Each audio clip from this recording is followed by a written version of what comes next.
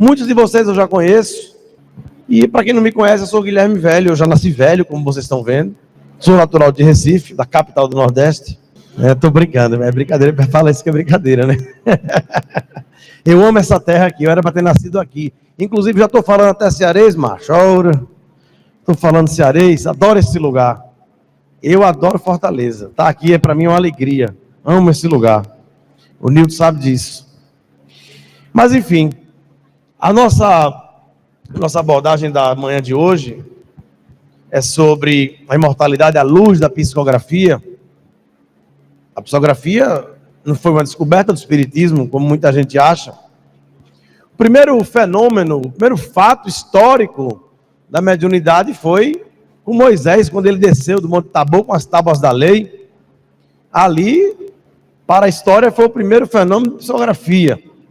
Porque, como eu falei ontem, existem 3 tipos de psicografias, ou 3 tipos de médiuns. Existem os médiuns mecânicos, que são muito raros.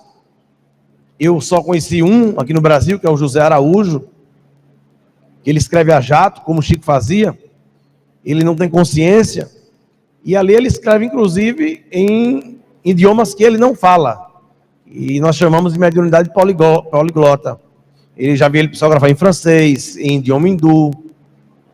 São os médios mecânicos, são muito raros. Os médios semi-mecânicos, que é o caso do Newton, do Orlando e do Alaô, que estão no meu livro, que são médios que estão ali psicografando, mas têm consciência.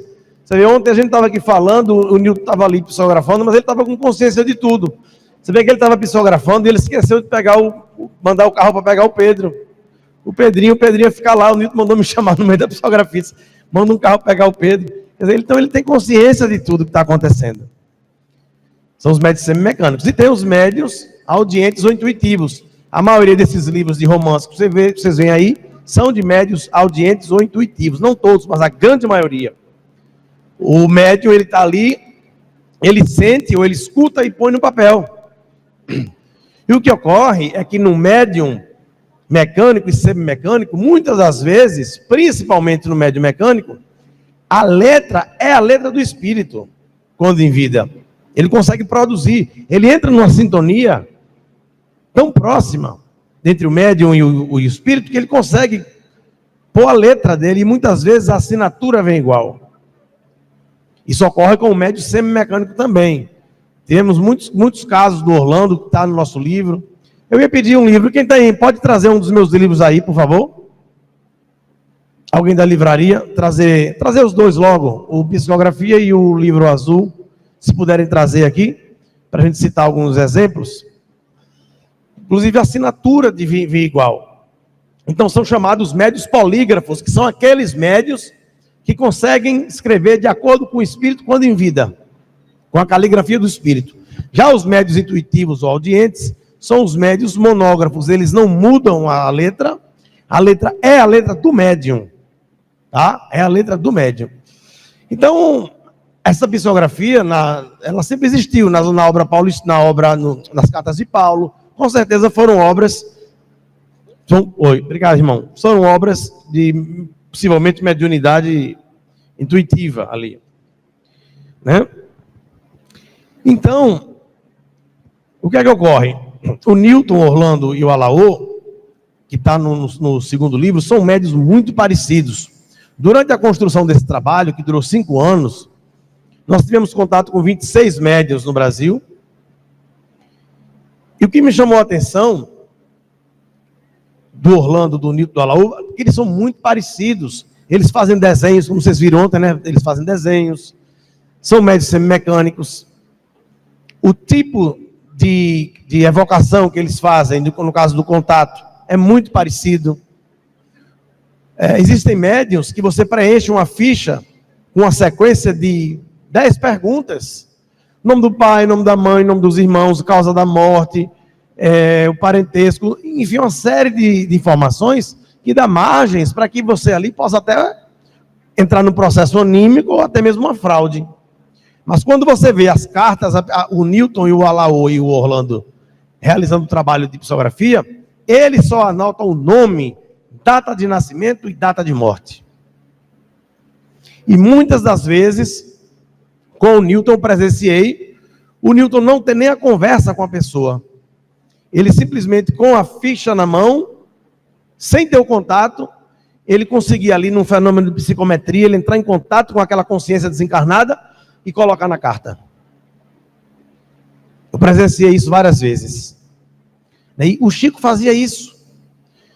Porque quando nós decidimos estudar psicografia, nós fomos estudar nada mais nada menos do que Chico Xavier, que foi nossa maior antena.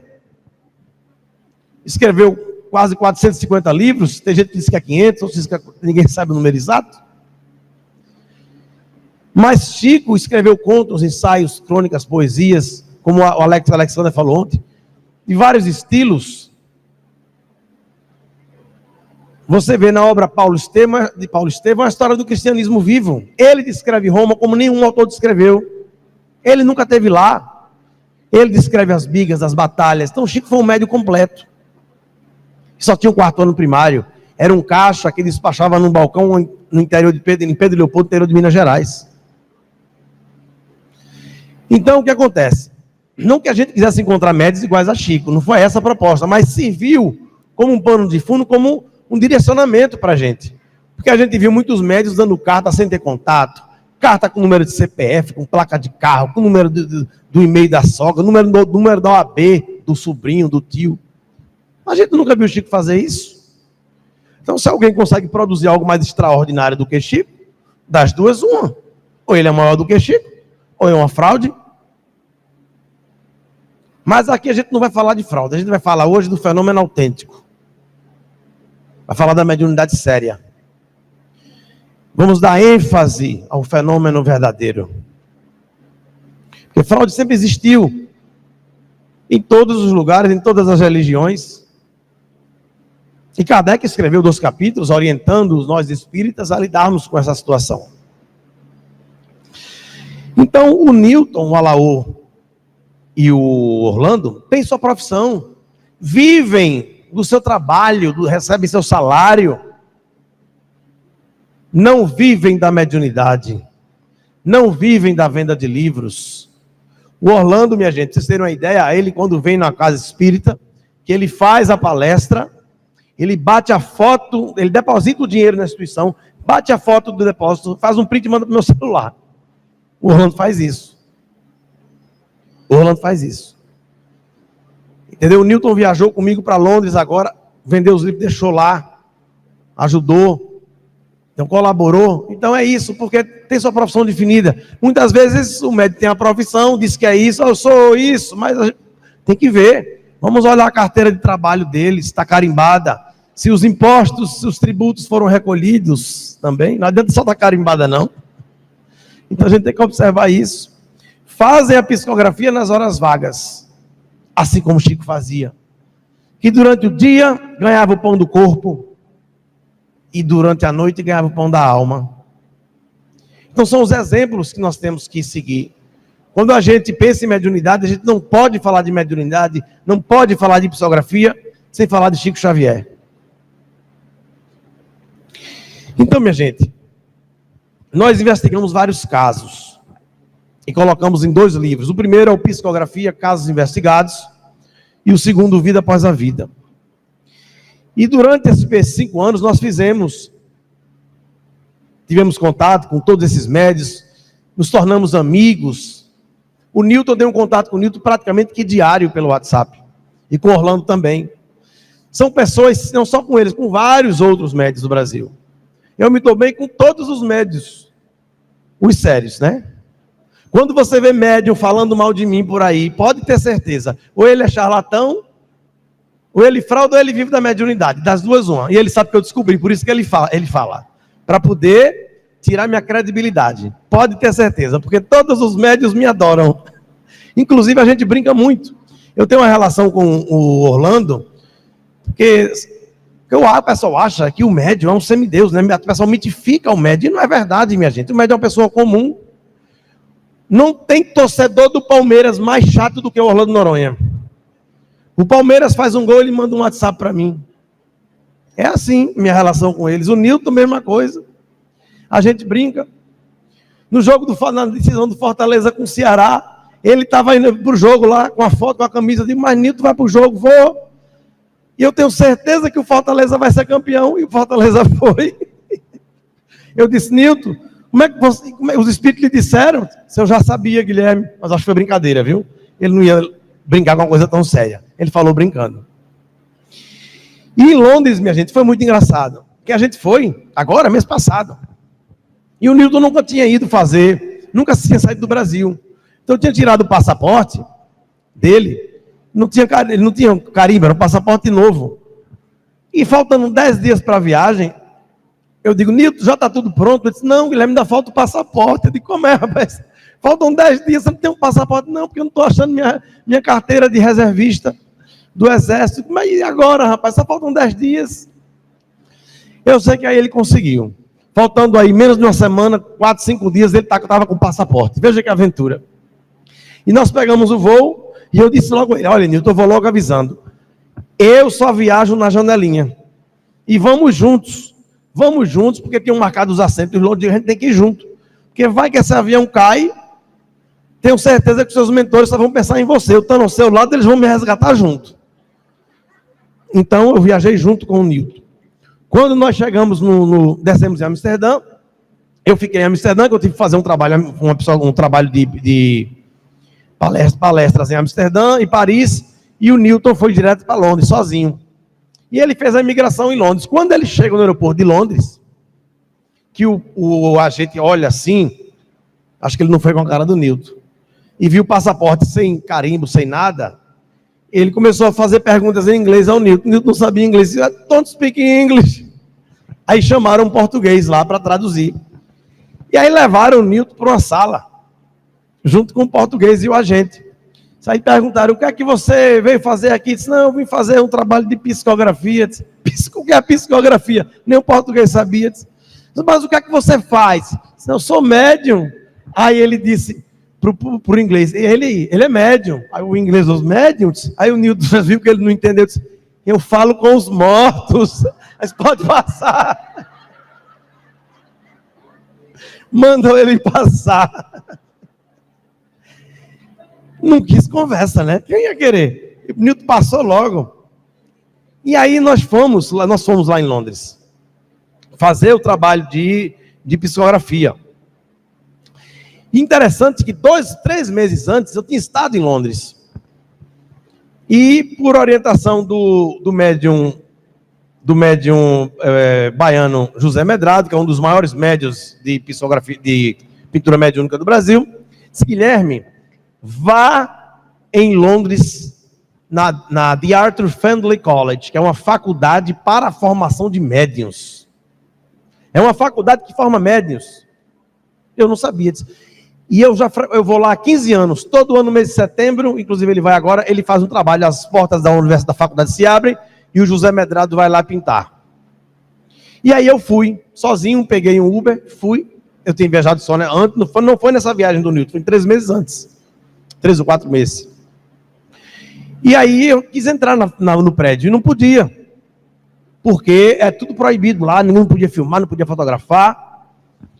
E aí eu encontrei uma senhora. Aí eu disse, eu vou ver se esse Medrado tem prestígio mesmo. Aí eu disse, olha, eu sou brasileiro, eu sou amigo do José Medrado. Medrado, eu adoro Medrado, ele vem aqui todo ano. Aí você é brasileiro? Eu disse, sou. Aí comecei a conversar com ela. Aí a gente entrou assim do lado, começou a bater umas fotos por fora que eu trouxe aqui para passar para vocês. Pode passar a primeira foto. Ah, tá aqui, né? Eu que vou passar. Aí, resultado. Tá aí, essa daí. Não, tem que voltar, né? The Arthur Findlay College. E aí eu comecei a conversar com ela. E eu digo, a senhora conhece Allan Kardec? Ela disse, não, nunca ouvi falar. Nunca ouvi falar em Kardec. Eu disse, mas eu sou do Brasil. Lá no Brasil tem muitos médios famosos. Ela disse, sim, tem um bem famoso que todos nós aqui conhecemos. Eu achei que ela fosse falar de Chico Xavier. Ela disse, e quem é? João de Deus. João de Deus todo mundo conhece. João de Deus era o médico que eles conheciam lá fora, minha gente. Acreditem se quiser. E aí, essa faculdade, ela funciona desde o ano de 1965, nesse prédio antigo. Tá dando para ver, minha gente? Tá bem clarinho, não estou vendo nada. Olha, é um prédio. Eu fico pensando nessa escola, só com médios ali dentro. Você já pensou a quantidade de fenômenos que deve ter ali? Essa casa construída no século XIX, não parece um castelo mal assombrado? Eu diria que seria um castelo muito bem mal assombrado, como diz o Clóvis Nunes, porque ali deve ter tanta coisa ali. Às vezes eu ficava olhando para aquela janelinha de cima, aí a cortina fechava, abria, eu achava que tinha alguma coisa ali, né? E aí eu fiquei sabendo, minha gente, que essa faculdade, eles quando formam os alunos, os melhores alunos, eles vão prestar serviços para Scotland Yard, para a polícia inglesa, para desvendar aqueles crimes de serial killers e aqueles outros crimes que ninguém consegue solucionar. E eles têm uma relação de crimes que foram desvendados pelos médios, inclusive locais onde os corpos estavam enterrados. Assim como o Newton descobriu o caso aqui do Galdino. Eu queria passar o próximo vídeo, que tem aí. Depois desse tem um vídeo aí, é o da Ellen, uma psicografia do Orlando Noronha. Com vocês aí, né? Nicole Cardini Souza Amaral. Olá, eu não. Não, tá fora de ordem. Mas pode ser. Essa aqui, pronto. Não.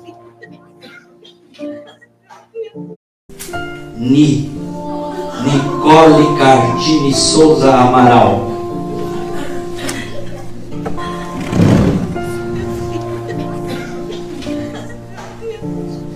Mãe Ellen, tia Adriana, pai Lineu. Chego aqui com minha bisavó Maria. Ouvindo seus soluços, mãe, quis ter por toda a noite, por todo o dia. Mãe, eu venho aqui para lhe dizer de uma vez por todas que você não é culpada pelo acidente. Eu estava sentado no carro onde devia. A Bisa Maria tem me auxiliado a pensar que tudo na vida está na visão de Deus. Não fique aí triturando o seu coração, que aí sim você está matando você. Eu ficaria sem chão se você fizesse algo com você e ficasse culpando sobre o acidente. Eu ouço você só aqui. Eu ouço você só com seus porquês. Por que eu não fiz assim? Por que eu não tomei essa outra atitude? Pare de ficar falando que você me matou. Não confunda, por favor. Circunstâncias fora de nosso controle e que vieram de encontro a nós no carro. A sua princesa sempre será sua eterna princesa. Não fique tão presa nas minhas coisas.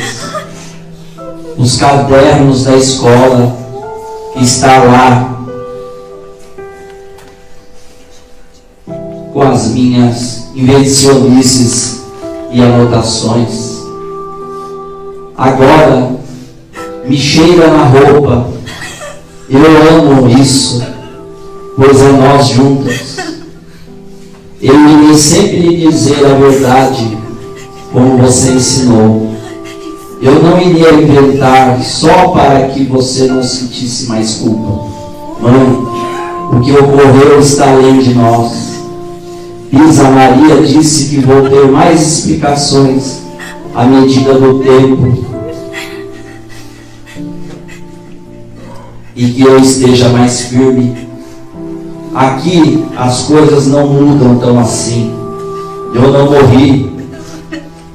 Eu poderei me embelezar usando os produtos daqui para minha maquiagem. O cabelo de sua atriz continua do mesmo jeito. Não acredite em silêncio no meu quarto. Eu te amo, mãe. Passe o perfume que me lembra, sem medo.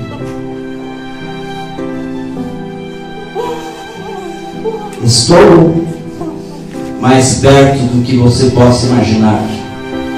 Tia, obrigado por segurar minha mãe. Volte a viver por mim. Mãe, aquela criança na esquina, precisando de comida, é o amor que precisamos ter para com todos. Mãe, a caridade, ajudar os outros, será a cura, pois eu estarei com você neste trabalho. Sua, sempre no seu coração, Nicole Cardini Souza Amaral. Essa foi uma das cartas mais bonitas que eu já vi, que eu me emocionei bastante. A gente tem contato com a Ellen. Ela, inclusive, recebeu outra carta do Orlando. E é muito impactante. A gente que vai nessas reuniões e que, mesmo sem receber carta, mas que vê o companheiro, vê a amiga recebendo, feito ontem, né? Vocês receberam a carta do Felipe. Olha, é como se fosse eu que estivesse recebendo uma carta, porque é muito emocionante, é muito impactante. É uma mistura de alegria com tristeza. Tristeza porque você vê o sofrimento da pessoa ali, como você vê o da Ellen ali, quase morrendo, e ela estava querendo se matar. Ela disse: Guilherme, o que me salvou foi essa carta. E você vê que na carta do Orlando, na carta dela, ela fala isso na carta. Se você fizer alguma coisa, minha mãe, ela fala. E ela tinha me dito isso. Eu digo a vocês, para mim, eu mudei minha vida depois que eu comecei a acompanhar as cartas de psicografia. Eu tive que rever todos os meus valores e conceitos. Tudo aquilo que eu aprendi na doutrina espírita, eu só conseguia vivenciar depois que eu comecei a participar das reuniões de psicografia, acompanhar os médiuns. Quase 250 casos no Brasil e fora do Brasil. E o Espiritismo não veio para ser uma religião, e sim o futuro das religiões. Essa é a proposta do movimento dos Espíritos. E não de fundar um partido de crença. Esse último caso, para mim, uma das psicografias mais impactantes, foi do garoto Cauê, que começou a andar com uns amigos bem trelosos e resolveram fazer assalto com arma de brinquedo. Na verdade, era uma brincadeira. Era uma brincadeira. E aí era um casal de policiais que estavam andando armado, a paisana, reagiram e mataram ele. Minha gente, o desespero dessa mãe. Vocês não se preparem, porque é realmente algo surreal. Mandaram chamar as fichas de número 231 a 270 para o Orlando. 231 a 270. Vamos assistir? Cauê Gomes Ferreira. Mãe, mamãe Francisca. Papai Genival. Chego aqui com meus avós, Maria Martins e vovô José Gomes, neste ambiente bom para o nosso coração. Mãe, pai,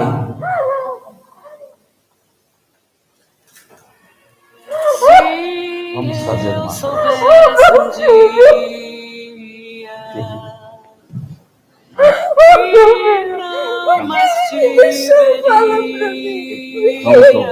Vamos ouvir? Eu beijaria você, te abraçaria mais forte. Vamos ouvir? Vamos? Senhora, eu pediria desculpa. Eu entendo, mas vamos procurar ficar bem. Por não te ouvir. A senhora quer que eu leio depois? Alguém leia depois para a senhora? Pode ler. Então. Se eu soubesse que nunca mais. Chego aqui com meus avós, Maria Martins e José Gomes, nesse ambiente bom para o nosso coração. Mãe, pai, me perdoem a vacilada e a fraqueza que me tomou conta.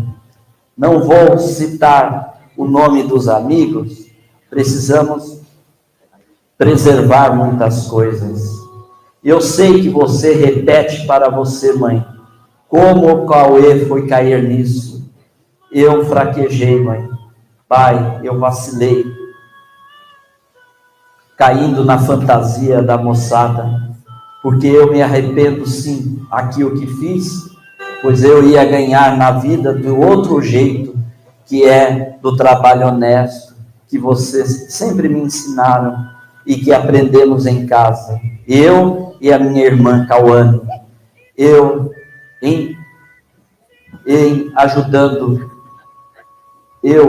ajudado pelos meus avós a entender o que me aconteceu.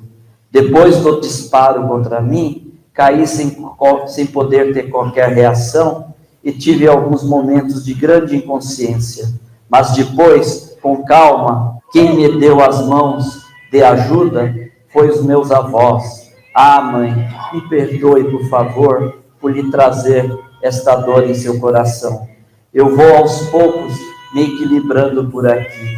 Eu fico refletindo aqui na real o que pensa esta turma por aí, sem cabeça, maquinando coisas ruins, como se a vida é só isso. Estou me recuperando cada dia, e que me dói é ter deixado esta marca em você e no Pai. Me ajudem com a aceitação e compreensão de vocês. Você, mãe, não falhou em nada. O que ocorreu foi cabeçada minha mesmo. Você não ia perceber nada. É que eu comecei a cair no vacilo dias antes do ocorrido. Então você não pecou em nada. Nem você, nem o pai Genival e nem a minha irmã Cauane.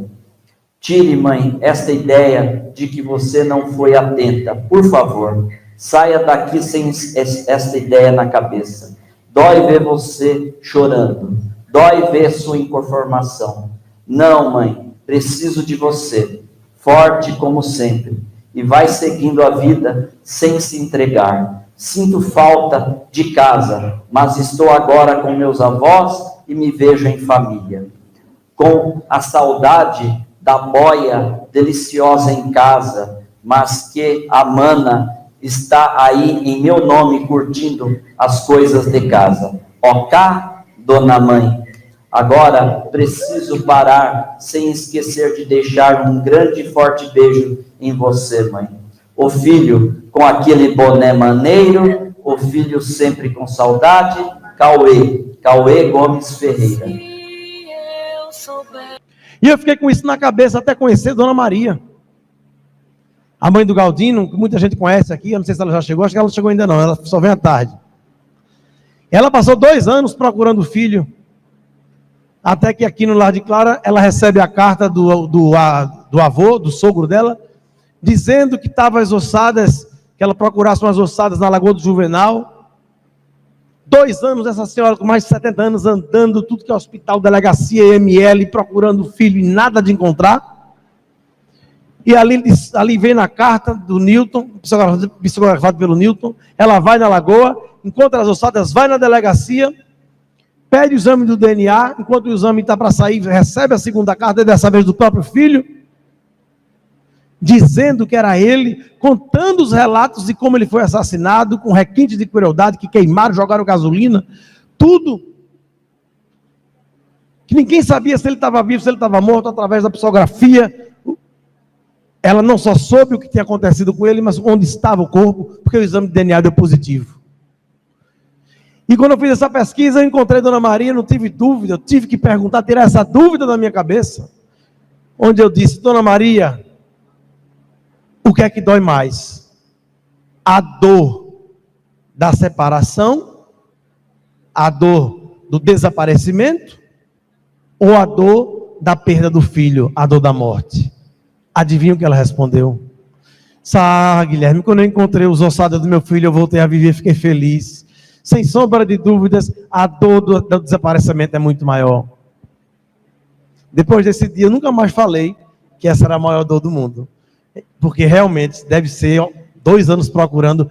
Porque nós somos espíritas. Você perdeu o seu filho, você perdeu o seu marido, você vai encontrar o consolo na doutrina espírita. Você vai ter a certeza de que você é imortal e que aquele seu filho está lhe esperando. Que não existe a Deus.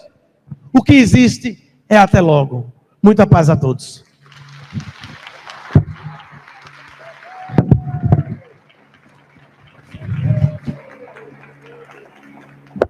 Estou com os livros aqui, quem quiser, eu vou autografar agora.